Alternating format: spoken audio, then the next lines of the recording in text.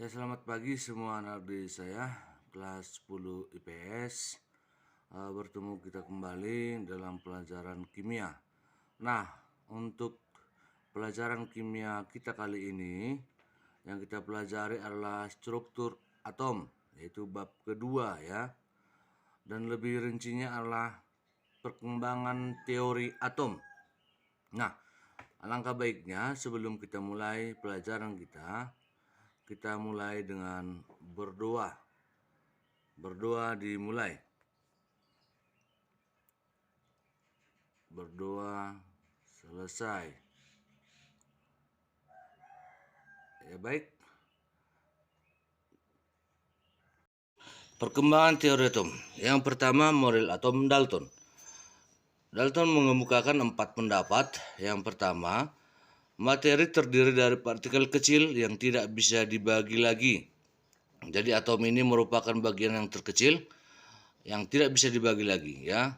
Itu yang pertama. Yang kedua, atom dalam satu unsur sama dalam segala hal, berbeda dari atom unsur lain. Artinya atom hidrogen dimanapun itu sama. Kemudian kalau berbeda atomnya seperti oksigen, akan berbeda dengan atom hidrogen yang tadi. Yang ketiga, atom dapat bergabung satu sama lain secara kimia, membentuk molekul kimia dengan perbandingan sederhana. Artinya senyawa itu terbentuk dari gabungan dari beberapa atom ya, dengan perbandingan sederhana. Kemudian yang keempat, atom tidak dapat diuraikan, tidak dapat diciptakan, dan tidak dapat dimusnahkan. Jadi atom itu ya tercipta sendiri, tidak bisa kita uraikan, tidak bisa kita ciptakan. Sama seperti hukum kekalahan energi ya. Energi tidak dapat diciptakan, tidak dapat dimusnahkan kan? Nah, hampir sama juga dengan atom itu. Nah, atom itu tercipta dengan sendirinya. Yang kedua, model atom Thomson. Nah, Thomson ini menemukan elektron di dalam atom tersebut. Jadi dia mengatakan bahwa atom terdapat elektron yang tersebar merata dalam bola yang bermuatan positif. Artinya atom itu bermuatan positif, kemudian elektron ini bermuatan negatif. Dan elektron ini tersebar merata di dalam bola tersebut, di dalam atom tersebut, seperti itu. Mungkin kamu pernah melihat roti bulan, ada kismisnya. Nah, itulah dia tersebar merata, kismis itulah elektron, kemudian roti bulan itulah atomnya, seperti itu ya. Teori atom yang ketiga yaitu model atom Rutherford. Jadi setelah Thomson menemukan elektron, dikembangkan oleh si Rutherford, mengatakan bahwa atom itu terdiri dari di dalamnya ada inti atom ya. Di dalam atom itu ada inti atom.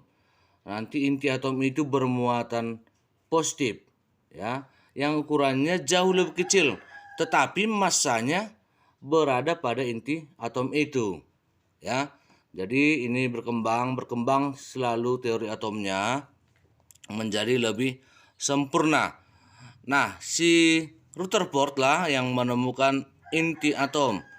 Inti atom itu ada proton dan ada neutron. Proton bermuatan positif, sedangkan neutron nanti bermuatan netral. Kemudian dikelilingi oleh elektron. Elektron itu bermuatan negatif.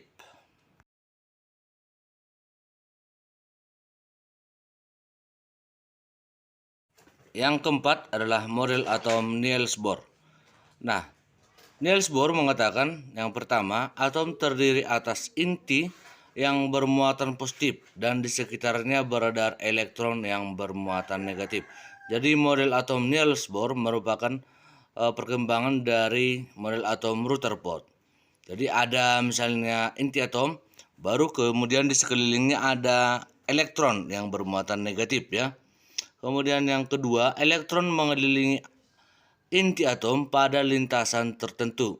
Sama seperti tata surya ini, di mana matahari dikelilingi oleh planet-planet. Itu kan berada pada lintasan tertentu. Sama juga seperti atom ini. Itulah kata si Niels Bohr. Yang ketiga, sepanjang elektron berada dalam lintasan stasioner, energi akan konstan. Artinya, ketika elektron itu berada pada lintasannya, maka energi itu akan konstan atau tetap. Ya. Kemudian yang keempat, elektron dapat berpindah dari lintasan yang lebih rendah ke lintasan yang lebih tinggi jika menyerap energi.